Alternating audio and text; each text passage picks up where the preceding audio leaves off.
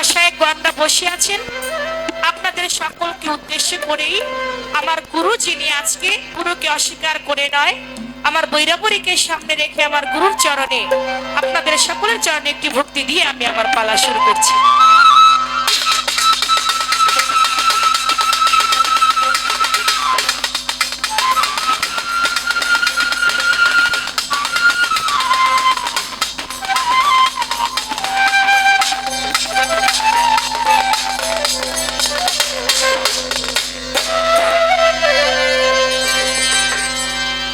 চার তরিকার চারটি কাবা, ওরে কোন কোন খানো দাইরাই। ভাই হারমোনিয়ামটা হ্যালো হ্যালো সাউন্ড বাড়ান মিয়া। এত বারবার কেন যে বলতে হয়? চার তরিকার চারটি কাবা, কোন কোন খানো দাইরাই, কোন তরিকার কোন কালেমা, কোন কোন খানো দাইরাই। চার তরিকার চারটি কাবা। আজকে এমন কিছু গান রাখবো, এমন কিছু কথা রাখবো, যাতে আপনাদের রাত জায়গাটা বিফলে না যায়। আমি তো বিশেষ করে বৃহত্তর ফরিদপুরের গায়িকা, আর আমার বৃহত্তর ফরিদপুরে এই গানটাকে বলা হয় বিচার গান। যেখানে আসে গান বিচার করে গান শুনে আপনারা টাঙ্গাইলের মানুষ, মানিকগঞ্জ, দুহার, এই কয়েকটা জায়গা পালা গান খায়। আপনারা সেই সোনার মানুষ, সুন্দরভাবে আজকে আমি কথা রাখবো, আপনারা গুরুজির কাছ থেকে বুঝে নিবেন। চার তরিকার চারটি কাবা, কোন কোন খানো দাইরাই, আরে কোন কোন খানো দাইরাই, কোন তরিকার কোন কালেমা, কোন তরিকার কোন কালেমা, কোন কোন খানো দাইরাই। চার তরিকার চারটি কাবা, চার তরিকার চারটি কাবা।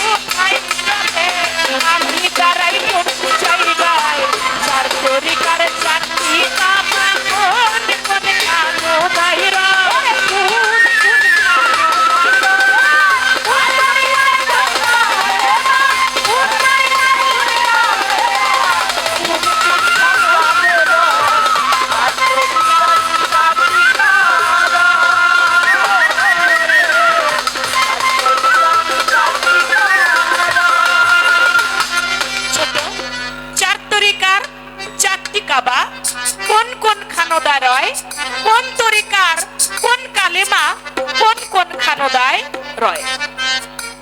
চার তরিকার রোজা নামাজ, কালেমা আর হজ জাকাত কোন তরিকার কেমন নামাজ, কোন তরিকার কোন বর্জক হয়।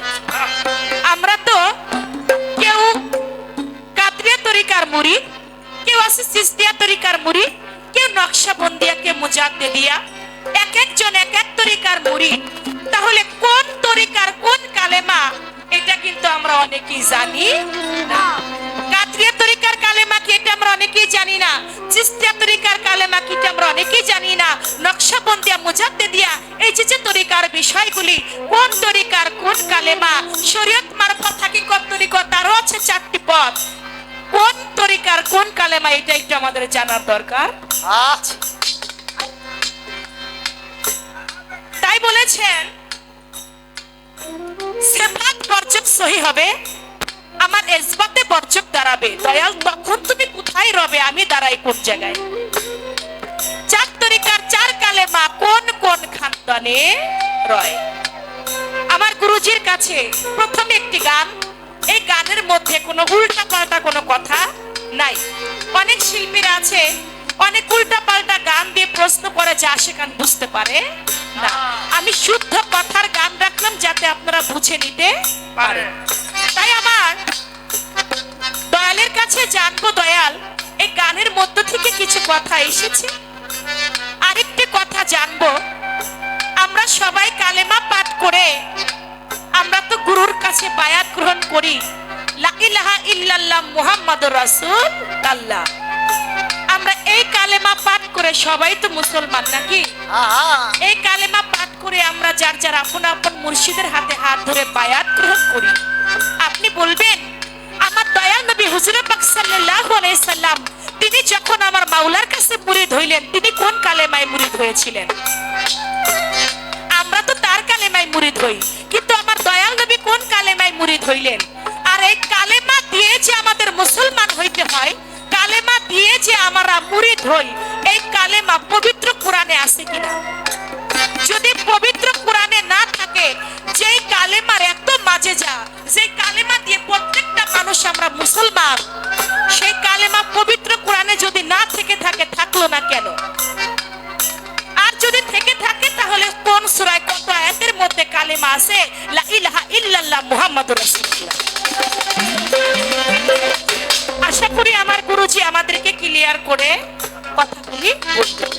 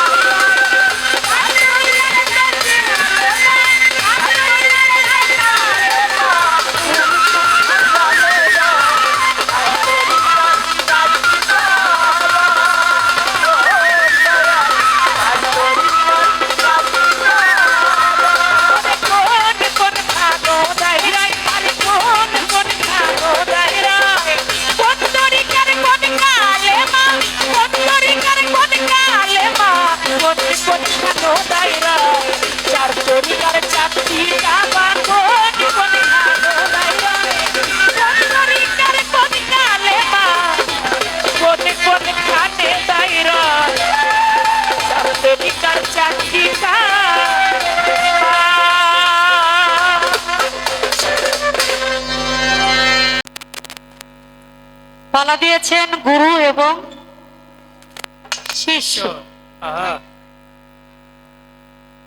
বেশ খুব সুন্দর পালা দিয়েছেন। পালা দিয়ে আবার বলে গেছেন ভোকাল কমে গেছে। ভাই রিভাবটা রাখবেন যেন দূর থেকে টানে, বুঝেন নাই? লিপ টাচ করলে সমস্যা হয়ে যায় তো, সরিয়ে গেলে তো দূর থেকে যেন টান। দেখেন কি করা যায়। লাইট নাই ছোঁয়াটা, হ্যাঁ আসতেছি।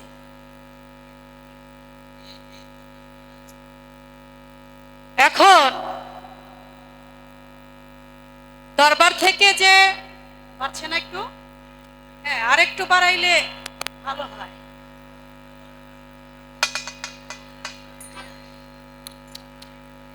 পালা দিয়ে আবার বলছেন, এই দেখেন দেখছেন কি সুন্দর। এখন ঠিক আছে ভাই, পালা করবেন ঠিকই, কিন্তু কথা খুব কম। আর চেষ্টা করবেন গানে গানে এই জবাবটা দিবার জন্য। তবে একটি কথা বাজান, কবির একটা ছন্দে বলছে, গাছের মাথায় চুত্রা পাতা ঘষা দিলে জলে, দুই দলে পালা লাগলে এদিক সেদিক দুই চার কথা বলে। এখন আজকে যে পালাটা দেওয়া হয়েছে, আমি ইচ্ছা করে পারবো না আমার ভক্তরে আমি আমার শিষ্যকে আমি কিছু বলি, সেও ইচ্ছা করলেও করা একটা কথা আমাকে বলতে পারবে। পালাটা এমনই যেখানে অনেক কিছুই শিক্ষণীয় আছে, কি বল? তবে আমার সাথে আজকে যিনি শিষ্যর অভিনয় করবে আমার সাথে, সে যে আশা আকাঙ্ক্ষা নিয়ে আমার কাছে অনেক কিছু সে চেয়েছে। এখন আপনারাই বলেন, সেই কথাগুলো যদি আমি মীমাংসা করতে যাই তাহলে কিন্তু একটু সময় আমাকে দিতে হবে। আমার কাছে আমার শিষ্য অনেক কিছুই চেয়েছে, কিন্তু সকল কিছু কি আমি একসাথে পূরণ করতে পারবো? এখানে আপনারা গুরুজন ব্যক্তি, গুরুর পালা আমাকে দিয়েছে, আমি তো ভক্ত হওয়ারও যোগ্যতা রাখি। পালা যেহেতু দিয়েছেন, তাহলে গুরুর দেওয়া কিছু কথা, আমার রশিদ চাঁদের দেওয়া কিছু কথা, সেইগুলো আপনাদের জানা কথা, বলা কথা, সেই কথাগুলো একটু আপনাদেরকে স্মরণ করিয়ে দিতে পারব। কিন্তু আমি আলাদাভাবে কোনো কিছু নতুন করে বলতে পারবো না। তত্ত্বশাস্ত্র দিয়ে আপনাদের মন সন্তুষ্ট করার মতো ক্ষমতা আসলে আমাদের নাই। আমার শিষ্য সর্বপ্রথমে আমাকে প্রশ্নবোধক গান রেখেছে, আজকের জন্য আমি তার একজন দীক্ষা গুরু, কি বলেন? এখন আমার কাছে সে প্রশ্ন রেখেছে অনেকগুলো। আমি যদি মনে করি সে প্রথমেই গুরুর কাছে আসছে, যদি একটু কাকুতি মিনতি আর্জি নিয়ে একটু প্রেম বিনিময় আগে করত, তাহলে বিষয়টা আরো সুন্দর হইত। কিন্তু তিনি প্রথম এসেই আমাকে প্রশ্নবোধক গান করে বসে গেছে, প্রশ্ন অনেকগুলো। তার জীবন ভরেই তো শুনছি, জানেন যে একটা টিচার একজন ছাত্র অথবা একজন ছাত্রীকে প্রশ্ন করে, কিন্তু আজকে বিষয়টা তো একটু উল্টো। আমার শিষ্য টিচারকে প্রশ্ন করতেছে, আমাকে প্রশ্ন করতেছে, অনেক কিছুই তার জানার বোঝার আছে। ঠিক আছে, আমার কাছে অনেক কিছু জানার বোঝার থাকবে, এটাই স্বাভাবিক। কিন্তু আর একটু যদি একটু নম্রভাবে একটু আর যে মূলক একটু কাকতি মিনতি ওইভাবে যদি একটু বলা হইতো সুন্দর হইতো না? তো কেমন জানি হয়ে গেল প্রথমেই প্রশ্নবোধক গান। আসলে এই প্রশ্নের জবাব আমি দিতে পারবো কিনা সেটাও তো একটা বিষয় নাকি?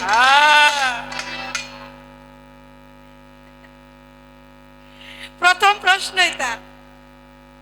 আপনি বলবেন কলেমা কয়টা? নামাজ কি আপনার? কোন কাবা কোন তরিকায়? তরিকা কি কি?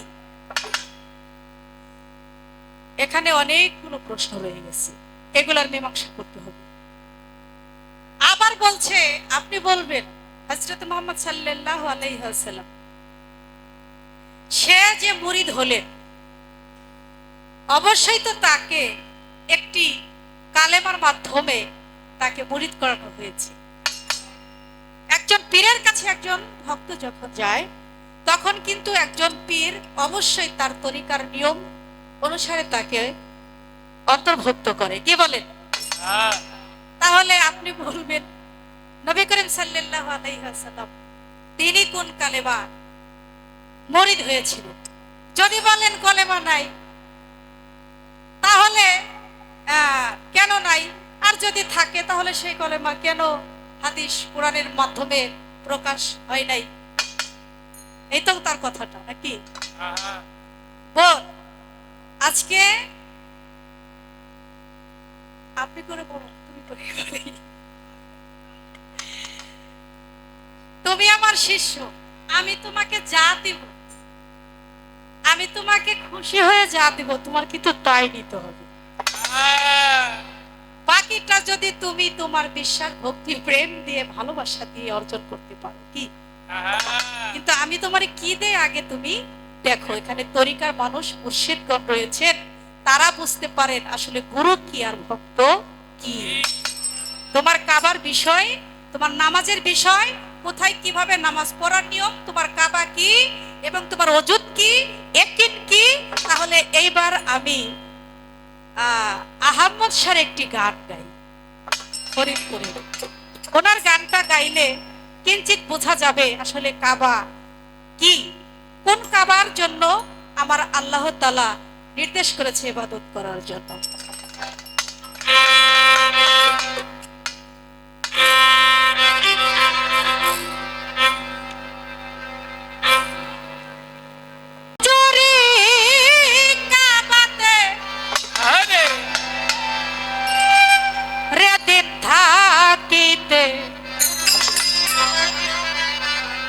করোনা মাঝ হুজুরি কালবেতে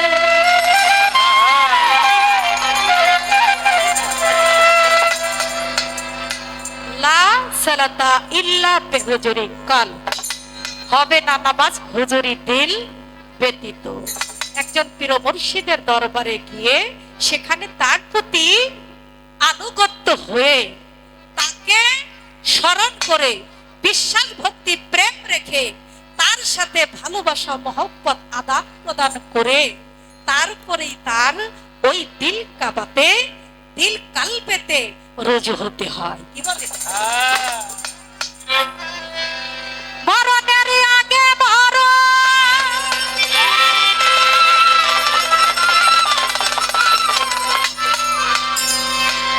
মরণের আগে মরো, আগে তোমার আপনার নফসের জিকির করো, সেজদা করো মুর্শিদের পায়ে তারে থাকিতে, করো নামাজ হুজুরি কালবেতে, করো নামাজ হুজুরি কালবেতে রে দিন থাকিতে, করো নামাজ হুজুরি কালবেতে, করো নামাজ হুজুরি কালবেতে দিন থাকিতে, করো নামাজ হুজুরি কালবেতে, করো নামাজ হুজুরি কালবেতে রে দিন থাকিতে, করো নামাজ হুজুরি কালবেতে। প্রেমের পর্দায় উল্টাইয়া আরে বাজার না হাতপতি পদে যাইয়া রে,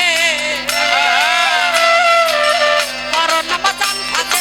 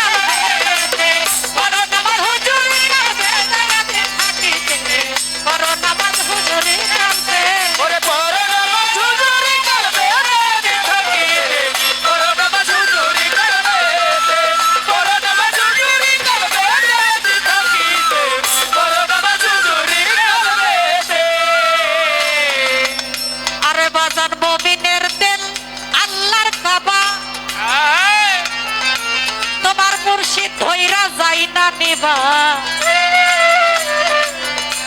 আগে আয়না লেগে ঠিক করিতে হবে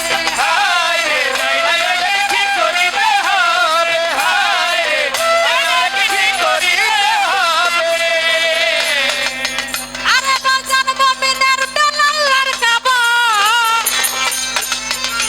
তোমার মুর্শিদ ধইরা যায় না রে নেবা আগে আয়না লেগে ঠিক করিতে হবে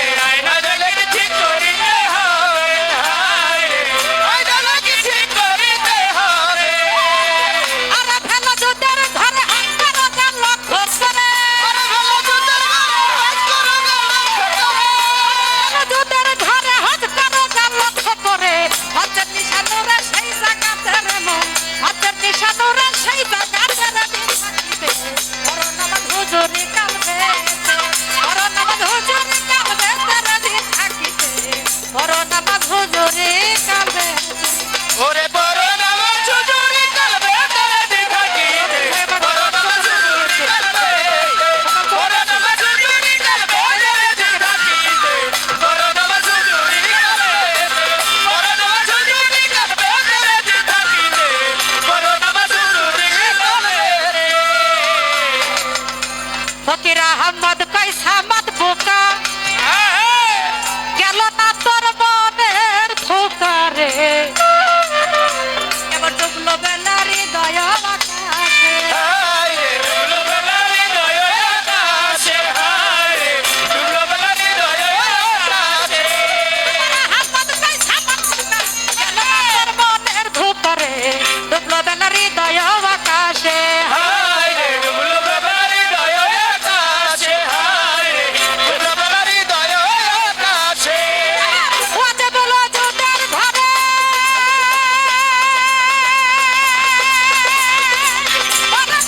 ওয়াজে বলো জুদের ঘরে হাজ করো না লক্ষ্য করে জুদের ঘরে হাজ করো না লক্ষ্য করে হজের নিশানুরে সেই জায়গাতে রে বোন হজের নিশানুরে সেই জায়গাতে থাকিতে করোনা হুজুরি কালবে করোনা হুজুরি কালবে রে দিন থাকিতে করোনা হুজুরি কালবে ওরে বড় নামাজ হুজুরি কালবে তারে দেখাইতে বড় নামাজ হুজুরি কালবে বড় নামাজ হুজুরি কালবে তারে দেখাইতে বড় নামাজ হুজুরি কালবে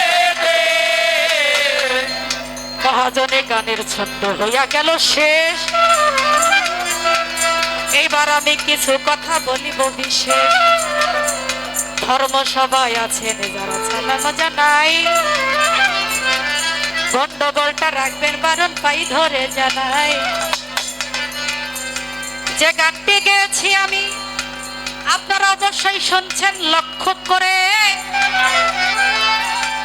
তাহলেই তো বোঝা গেল আসলে নামাজ পড়তে হয় কি কৌশল করে নাকি?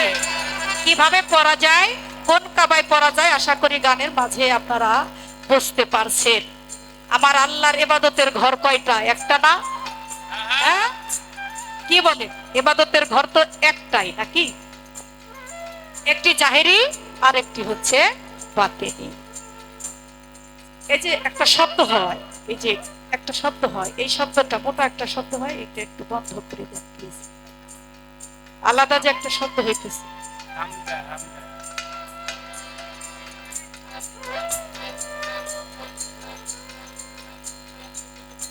আহারে কি একটা শব্দ হইতেছে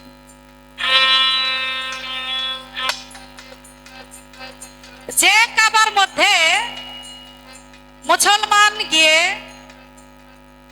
হজ করে সেটা হয়ে যায় ইবাদতের সেজদা কি বলেন ইবাদতের সেজদা আর আমার গুরুর কাছে গিয়ে যখন সেজদা করা হয় তখন আমার মুর্শিদের দিল আল্লাহর হয়ে যায় কাবা এই জন্য বলা হয়েছে আল কালবু বাইতুল্লাহ অর্থাৎ আল্লাহর আরশ হলো মুমিনের দিল আল্লাহর আরশ যদি মুমিনের দিল হয় তাহলে ওই দিল কাবাকে স্মরণ করে তারপরে তার কাছে গিয়ে আত্মসমর্পণ করে তাকে সেজদা করা হয়। তবে মনে ভাইবেন না যে মানুষ ভেবে সেজদা করা যায়। মানুষ ভেবে কেউ কখনো সেজদা করে না। হেরা পর্বত গুহায়ও কিন্তু আমার নবী করিম সাল্লাল্লাহু আলাইহি ওয়াসাল্লাম উনি কিন্তু সাধনা করেছেন, কিন্তু সেখানে উনি যে সাধনা করেছেন অবশ্যই কিন্তু কোন একটা বস্তুকে অনুসরণ করেই সাধনা করেছেন। কি সেই অনুসরণ যাকে করা হয় সেই কিন্তু মহাগুরু। কি বলে? যাকে অনুসরণ করা হয় সেই কিন্তু মহাগুরু। এই জন্য সূরা ফাত্তার 10 নং আয়াতে বলা হয়েছে ইন্না লাযিনা ইউবাইউনাকা ইন্নামা ইউবাইউনাহা ইয়াদুল্লাহি ফাত্তাকা আইদিহিম। এর অর্থ বুঝিয়েছে যারা তোমাদের নিকট আনুগত্য করেছে, যারা শপথ করেছে, তারা তো আল্লাহর নিকটেই আনুগত্য স্বীকার করেছে। কথা কি বোঝাইতে পারছি? আমার আল্লাহ তাআলার একটা নিজে কথা যে যারা তোমাদের উপরে আনুগত্য করেছে তারা আমার উপরেই আনুগত্য করেছে। তার মানে এখানে সূরা আন-নিসার 80 নং আয়াতের মাধ্যমেও তার প্রমাণ পাওয়া যায়। মাই ইউতি ইর রাসূলা ফাকাত আত্তা আল্লাহ ওয়া মান তাআল্লাহু কামা আরসালনাকা আলাইহিম হাজিফা। অর্থাৎ আল্লাহ বলেন যে ব্যক্তি, যে মুমিন ব্যক্তি আমার রাসূল পাক সাল্লাল্লাহু আলাইহি ওয়াসাল্লামের কাছে অথবা তার কাছে আনুগত্য করলো, অনুসরণ করলো, সে আমার নিকটেই অনুসরণ করলো, আমার কাছে আনুগত্য স্বীকার করলো। এখন রাসূলকে যদি আপনারা অনুসরণ করেন, তার কাছে যদি আপনারা আনুগত্য স্বীকার হন, তাহলে আল্লাহ বলছে আমার কাছেই করা হবে। তাহলে আপনারা রাসূলকে এখন কোথায় পাবেন বাবা? একটু ছোট ছোট বাজাবে। রাসূলকে আপনারা কোথায় পাবেন? রাসূলকে পেতে হলে অবশ্যই একজন মুর্শিদের মাধ্যমে তার কাছে গিয়ে আত্মসমর্পণ করে তার পদধূলো অর্জন করে। হাদিস কুদসিতে ফরমায়া আছেন মান আরাফা নাফসাহু ফাকাদ আরাফা রাব্বাহু। যে ব্যক্তি নিজেকে নিজে চিনছে সে অবশ্যই তার রবকে চিনেছে। তুমি তোমার নিজেকে নিজে চিনো, তবেই তুমি তোমার রবকে তুমি চিনতে পারবে। এবার নিজেকে নিজে ইচ্ছা করলেই কিন্তু চেনা জানা সম্ভব না। নিজেকে নিজে চেনা জানার জন্য অবশ্যই একটা দীক্ষা গুরুর প্রয়োজন, শিক্ষা গুরুর প্রয়োজন। কি বলেন? এই জন্যই কিন্তু একজন অজ্ঞানী মানুষ যায় জ্ঞানীর কাছে। কি জন্য যায়? সে হচ্ছে অচেতন। এই জন্য অচেতন একটা ব্যক্তি যায় একজন জ্ঞানীর কাছে, কারণ জ্ঞানী মানুষ হচ্ছে চৈতন্য। তার কাছে আছে সুমধুর জ্ঞান, ওই সুমধুর অমূল্য রত্ন, অমূল্য সম্পদ, অমূল্য ধন তার কাছে গেলে পাওয়া যাবে। তার মাধ্যমেই কিন্তু নিজেকে চেনা সম্ভব, তার মাধ্যমেই কিন্তু গুরুকে চেনা সম্ভব, তার মাধ্যমেই কিন্তু গুরুকে চেনার পর রাসূলকে চেনা সম্ভব, তার মাধ্যমেই রাসূলকে চেনার পর স্বয়ং প্রভুর দর্শন হবে। বলেন সুবহানাল্লাহ। সুবহানাল্লাহ। তাহলে আমরা হুট করেই কিন্তু আল্লাহকে, আল্লাহর কাবাকে ছুঁতে পারবো না। আল্লাহর কাবাটা আল্লাহর আরশ দিল, এই দিল কাবাকে আগে তোমরা হজ সাধন করো, তাকে চিনো, তাকে জানো। নাকি তুমি তোমাকে চিনার কথা বলেছে, তার মানে তুমি পৃথিবীতে এসেছো, তুমি পূর্ণাঙ্গ দেহ নিয়ে পৃথিবীতে এসেছো। তোমার দেহের মধ্যে কোথায় কি আছে না আছে, কি সাধনা, তোমার দেহ অনেক রকম হয়ে যায়। কারণ দেহ যখন সৃষ্টি হয়ে আসে এক এক সময় এক একটা রূপ ধারণ করে। কি ঠিক না? ঠিক। রূপের অনেক পরিবর্তন হয়, দেহের অনেক অসুখ বিসুখ অনেক কিছুই থাকে, সমস্যা থাকে। সেই সমস্যাগুলো দূর করার জন্যই কিন্তু একজন কামিল মুর্শিদের কাছে যেতে। কারণ 16 আনা নিয়ে বাজার, রঞ্জিত ভাই, 16 আনা নিয়ে পৃথিবীতে আমরা সবাই আসি, কিন্তু 16 আনা বস্তুটা আমরা রাখতে পারি না। আমরা 16 আনার মধ্যে অনেক কিছু কিন্তু কম করে ফেলি। কিসের জন্য? আমাদের সাধনার অভাব আছে, আমাদের কর্মের অভাব আছে, আমাদের ভজনের অভাব আছে। এই জন্য আমাদের ভজনের যেন অভাব না থাকে, কর্মের যেন অভাব না থাকে, একজন মানুষের মাধ্যমে যেন আমরা সূক্ষ্ম মানুষ হতে পারি, দেহটাকে যেন আমরা পবিত্র করতে পারি। কারণ অপবিত্র বস্তু দিয়ে এই ব্রহ্মাণ্ডে আমরা এসেছি, আমরা দুনিয়াবি পবিত্র হয়ে যেন আমরা আমাদের মুর্শিদের মাধ্যমে, আমাদের রাসূলের মাধ্যমে আমরা যেন সেই আল্লাহর দিদার লাভ। কি বলে? এর চাইতে কিছু আর কিছু বলার আছে? তাহলে তেলের ভিতরে 5টি কেবলা রয়েছে, আরশ, কুরসি, কাবা, মেমেরান, আহাদাম, এইগুলো রয়েছে আরশ। এই বিষয়গুলো বুঝতে হলে, জানতে হলে অবশ্যই আপনার একটা জ্ঞানী মানুষের কাছে গিয়ে আগে আপনার তার সবক নিতে হবে। কি সেখানে সাধনা ছাড়া কিন্তু হয় না। এ পর্যন্ত এই কথাটা আমি রাখলাম, আর বেশি কিছু বলার চেষ্টা করলাম না। আমি আরেকটি গান করব, এইবার হচ্ছে কলেমা। কোথায় নামাজ পড়তে হবে, কি করতে হবে, আশা করি গানটার মধ্যে আপনারা বুঝেছেন। পথের পেছালে ফিরে সময় নষ্ট করার কোনো মানে হয় না। কি বলেন? এই জন্য আরেকটি গান আমি গাবো। এই গানটি অবশ্যই আপনারা শুনলে বুঝতে পারবেন এই কলেমাটা কি। কলেমার বিবরণ যদি আমি সারা রাত ব্যাপীও দিই, 7 দিন মধ্যে, তবু কলেমার বিবরণ শেষ করা যাবে না। কি বলেন? কালেমাতু লা ইলাহা ইল্লাল্লাহু মুহাম্মাদুর রাসূলুল্লাহ সাল্লাল্লাহু আলাইহি ওয়াসাল্লাম। এই কলেমা কালো কালি দিয়া লেখা আছে ঠিকই, কিন্তু এটা 12 অক্ষরে 12 হরফে এই যে কলেমাটা হয়ে আসছে, নকশা নমুনা হয়ে আসছে, আমরা শুধু পড়তেছি। আসলে বাবা, এই কলেমা কিন্তু শুধুই পড়ার বস্তু নয়। এই কলেমা এটাকে বোঝার বিষয়, রিসার্চ করার বিষয়, চিনার বিষয়, জানার বিষয়। কলেমার নকশা কোথায়, নমুনা কোথায়, এগুলো কিন্তু জানার বিষয়। কলেমা কোথায় ছিল, কিভাবে ছিল। কলেমা তো মুসলমান শাস্ত্রে 7টি কলেমা আছে, সে কলেমার নাম আপনারা সবাই জানেন। কিন্তু এই কলেমাটা, এই কালাম কলেমাটা কোথায় ছিল, কিভাবে ছিল, কিভাবে এসেছে, আমি একটা গান দিয়ে আপনাদেরকে বুঝাই দিই, কথা কম বলে। কি বলে? দিলামা দুয়ারি আছে নীল ভাবি, সানুয়ারি আরশে আজম। দিলামা দুয়ারি আছে নীল ভাবি, সানুয়ারি আরশে আজম।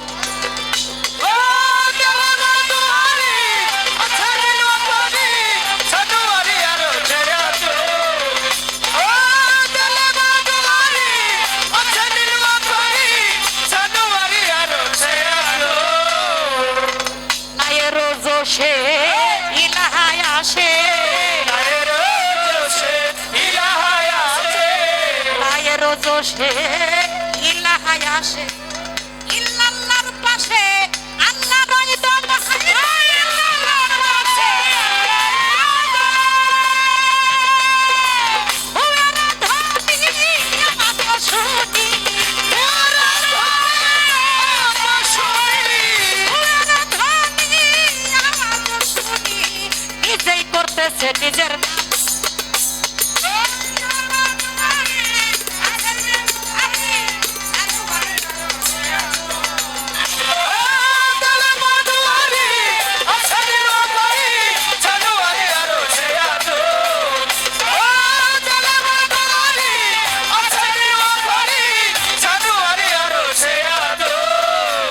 আমার কলেমার শুরুতে প্রকাশিলেন যাতে, কলেমার শুরুতে প্রকাশিলেন যাতে, সিফাত যাতে রয়াছে তামাম।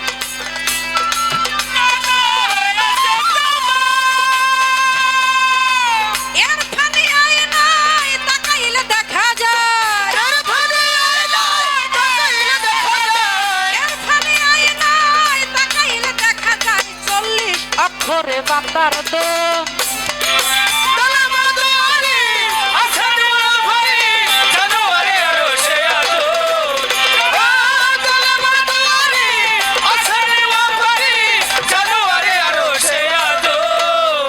আরে কলেমার শুরুতে প্রকাশিলেন যাতে, কলেমার সুরতে প্রকাশিলেন যাতে কলেমার সুরতে প্রকাশ যাতে সিফাত যাতে রয়েছে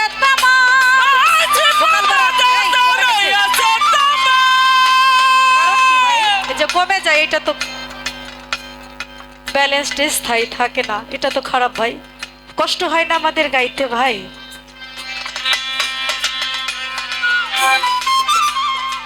কলেমার সুরতে প্রকাশিলেন যাতে, এই ভাই এই যে রাখবে। সুরতে প্রকাশিলেন যাতে আরে কলেমার সুরতে প্রকাশিলেন যাতে সিফাত যাতে রয়েছে তামাম হায়রে সিফাত যাতে রয়েছে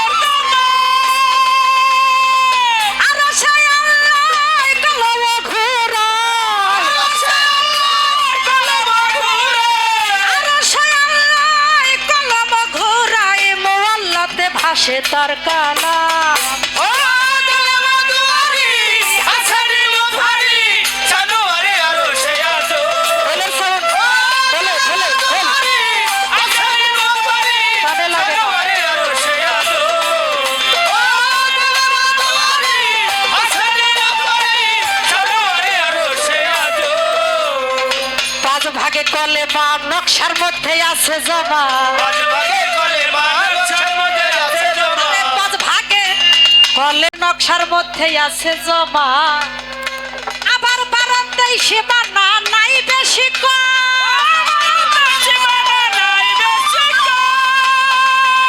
আবার ইরফানি আয়নায় তাকাইলে দেখা যায়, ইরফানি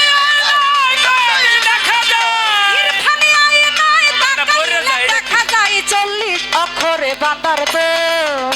ও দিলে মধুয়ারি আছাড়ি লোভারি জানুয়ারি আরো সে আজো ও দিলে মধুয়ারি আছাড়ি লোভারি জানুয়ারি আরো সে আজো শোনো ভাই মুমিন লা দুইল্লাতিন, শোনো ভাই মুমিন নাদু ইলাকিন মানার ভাই আছে তিন লাওয়াগে তালিম, দিল না রে তালিম আবার ইল্লা ইল্লা আল্লাহ চার বরাবর, আল্লাহ তার বরাবর ইল্লা ইল্লা আল্লাহ চার বরাবর রাখিও নজর বর কদম। ও দিলে মধুয়ারি আছাড়ি লোভারি জানুয়ারি আরো সে আজো ও দিলে মধুয়ারি আছাড়ি লোভারি জানুয়ারি আরো সে আজো যদি কলেমা পড়তে চাও রাখিও দমে হো, বলে মা পড়তে যাও রাখিও দমে হো যদি কলেমা পড়তে চাও রাখিও দমে হোশ, সবাই না হয় বেহুশ 1,40,000 আবার দমের মালা জপরে বন্দিরালা, দমের মালা জপরে বন্দিরালা কুদ্দুস আলম না হারাইলো ভোগ। ও দিলে মধুয়ারি আছাড়ি লোভারি জানুয়ারি আরো সে আজো ও দিলে মধুয়ারি আছাড়ি লোভারি জানুয়ারি আরো সে আজো আবার দিলে মাতুয়ারি আছে নীল ভারী জানুয়ারি আর সে আজ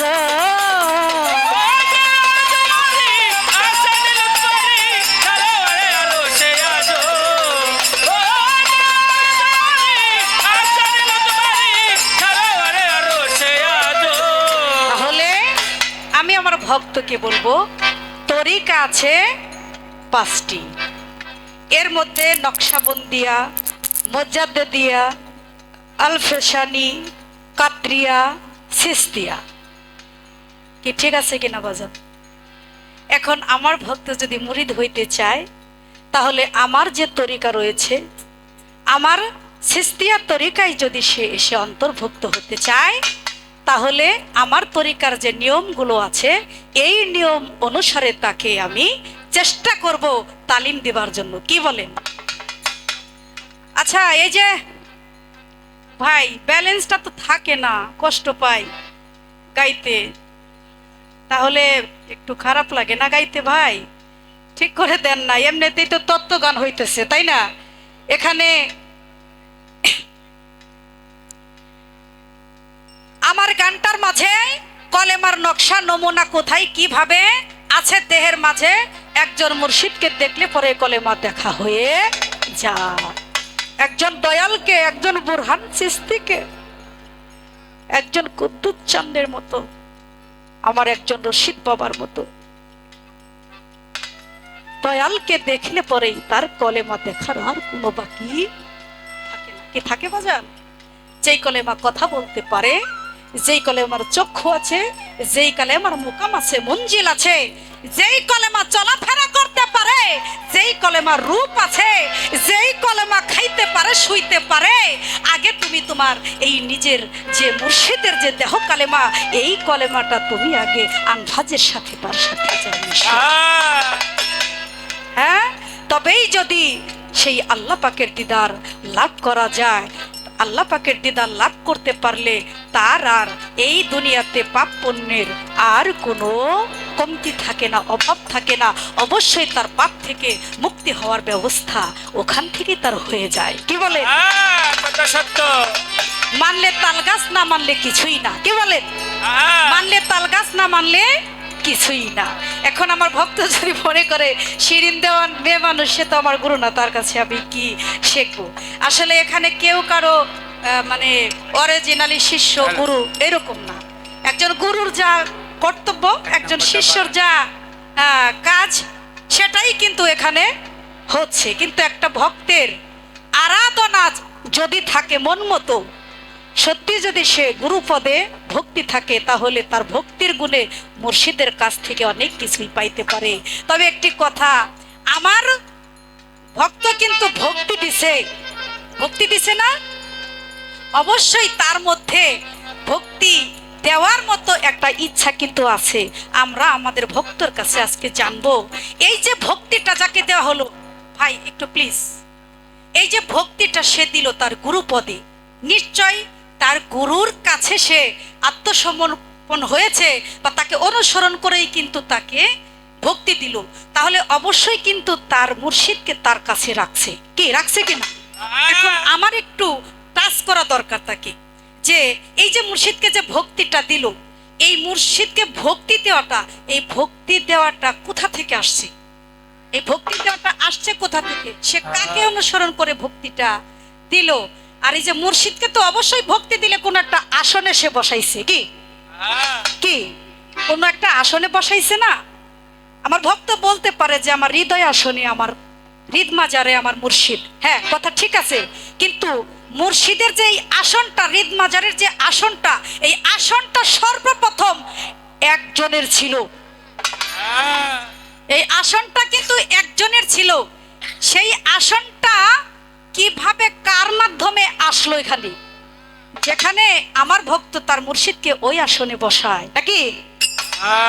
এই আসনটা কোথা থেকে আসছে? এই ভক্তকে কোন আসনে গুরু রাখে, এবং একজন গুরুকে ভক্তের কোন আসনে রাখে? আপনাদের একটু জানার দরকার আছে না? আছে। কি জানার বোঝার আছে তো? তাই আমি আমার ভক্তকে প্রশ্ন নয়, কথাটা একটু বললাম। আর আমাকে যে কালেমা বিষয় এত কিছু জানানো হলো, জানতে চাইলো, এখানে পূর্ব জন্মে আমিও তো আমার ভক্তকে আমি কিছু শিক্ষা দিয়েছিলাম। কি বলেন? দিয়েছিলাম না? আমাকে একটু দয়া করে বলতে হবে, আমি তো পুনর্জীবনে আমি অনেকগুলো কালাম তাকে শিক্ষা দিয়েছিলাম। সেই কালামগুলো কি আমার ভক্তের মনে আছে কিনা একটু আমার পরীক্ষা নেওয়া দরকার। সেটা এই যে ঠিক না, কিন্তু তারপরেও কিন্তু বলতে হয়, তাহলে তো বোঝা যাবে না। একটু তার একটু বাজাই যে সে আসলে কেমন। সেই কালামগুলো আমি কোন এক সময় 4টা সময় তাকে আমি কালামগুলো দিয়েছিলাম। 4টা সময়, এই 4 সময়ে আমি তাকে 4বার কালাম দিয়েছি। এই কথাগুলো তার মনে আছে কিনা, সেই মন্ত্রগুলো কি একটু দয়া করে চন্দ্র সরকার একটু সবাইকে শোনাবি। এই আর আমাকে তিনি আরেকটি কথা বলেছে যে রসুল পাক সাল্লাল্লাহু আলাইহি ওয়াসাল্লাম উনি যে মুরিদ হয়েছে সেটা কোন কলেমা দিয়েই মুরিদ হয়েছে। সচরাচর আপনাদেরই জানা কথা, বলা কথা, যতটুকু সত্য সেটাই বলি। কালেমাতু লা ইলাহা ইল্লাল্লাহু মুহাম্মাদুর রাসূলুল্লাহ, এই কলেমাটা আমরা পড়ি আমাদের জন্য, নাকি বলেন? আমরা পড়ি না? এটা হচ্ছে তয়ব কলেমা। তয়ব শব্দের অর্থ হলো উৎকৃষ্ট বাণী, কি বলেন? এটার উপরে বিশ্বাস রেখে আমরা কলেমা পড়ি, মুহাম্মদুর রাসূলুল্লাহ আমরা বলি। আমার নবী করিম সাল্লাল্লাহু আলাইহি ওয়াসাল্লাম যেদিন আমার আল্লাহর কাছে উনি গিয়েছিলেন এবং তার আদেশে যখন গিয়েছিলেন, আমার আল্লাহ তাআলা সেদিন বলেছিলেন যে আমি বেমুরিদানের সাথে দেখা করতে চাই না। তখন কিন্তু আমার আল্লাহর সাথে দেখা করার জন্য খুবই সেই ইচ্ছা করেছিল। মুরিদ না হলে নাকি দেখা করা যায় না। আল্লাহর কুদরতি, আল্লাহর রহমতের একটি হাত আসে, সেই হাতের উপরে উনি চক্ষু বুজে হাত রাখার জন্য আদেশ পায়। সেই হাতের উপর যখন সে হাত রাখে, উনি চক্ষু খোলার পর দেখে অন্য কোনো হাত না, উনি নিজের হাত নিজেই ধরে রেখেছে। সুবহানাল্লাহ। উনি নিজের হাত নিজে ধরে রেখেছে এবং সেই সময়তে যে কালামটা হয়েছে, কালেমাতু লা ইলাহা ইল্লাল্লাহু আনা রাসূলুল্লাহ, ওখানে আমরা বলি মুহাম্মদ রাসূলুল্লাহ, ওখানে বলা হয়েছে আনা রাসূলুল্লাহ। এর চাইতে বেশি কিছু আর বলার নাই। উনি নিজেই রাসূলুল্লাহ। তার মানে আমার আল্লাহকে চিনতে হলে নবীকে আগে চিনতে হয়, আর নবীকে না চিনলে আল্লাহ চিনার কোনো ব্যবস্থা নাই। এই জন্য বলেছে যে হে মুর্শিদ সেহি রাসূল,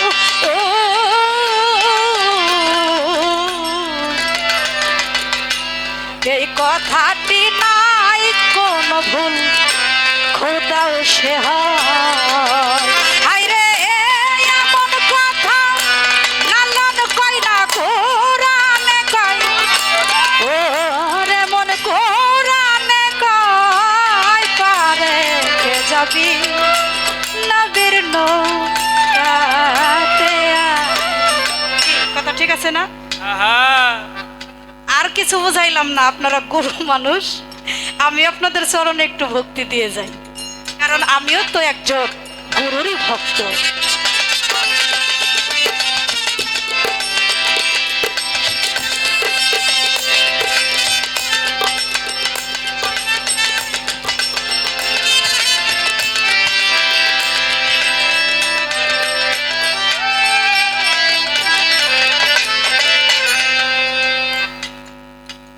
কারণ আমি যদি সন্তান যদি ভূমিষ্ঠ হয়, আস্তে আস্তে বড় হইলে একজন মাই কিন্তু বলে তুমি আমারে মা বলো, বাবা বলে আমারে তুমি বাবা বলো, কি বলে না?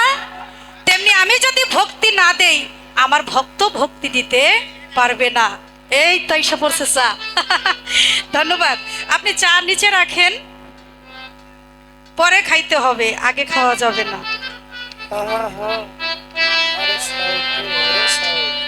সাউর খালি কমতে কমতে দেখাই যায়।